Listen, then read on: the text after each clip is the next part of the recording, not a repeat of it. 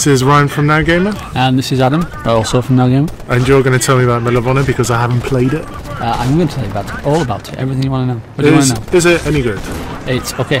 Why is it only okay? Because it's just more the same FPS stuff that we've played for pretty much all of this generation. In fact, this is the classic on rails in a helicopter shooting at people that you've probably done several times already. But does it do it well? The mechanics themselves are actually really good. It's a lot like Battlefield in that sense. I think they're obviously using a lot of it's the same engine, so I assume a lot of that is tied into. But yeah, that part is really, really well good. Then you get bits like this that are interesting. It's this bit you take control of a robot and you're supplied with infinite grenades and infinite ammo, and you're invulnerable. It only lasts for a few minutes, but it's a lot of fun. The problem is it then does the same bit later on, and it kind of has less of an impact. Well, same bit where you're in a robot and you're invulnerable. Yeah. Okay. Is it an emotional game?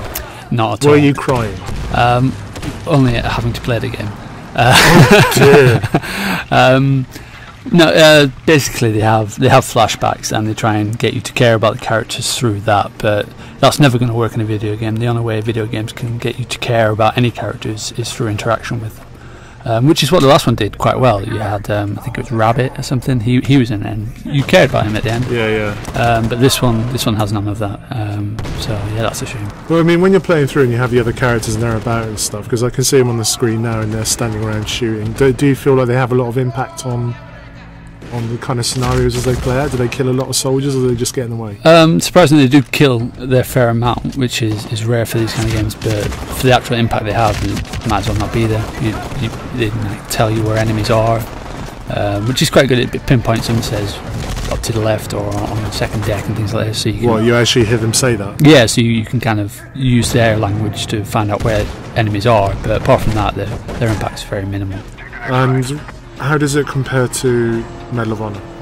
I think the last Medal of Honor was better in that it got you to.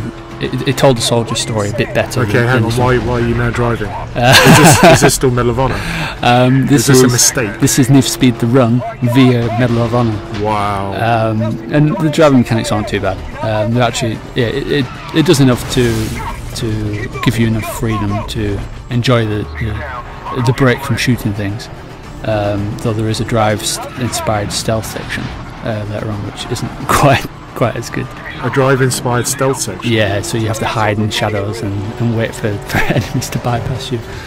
Clearly inspired by drive. In the car, yeah. There's nothing about that sentence that sounds good.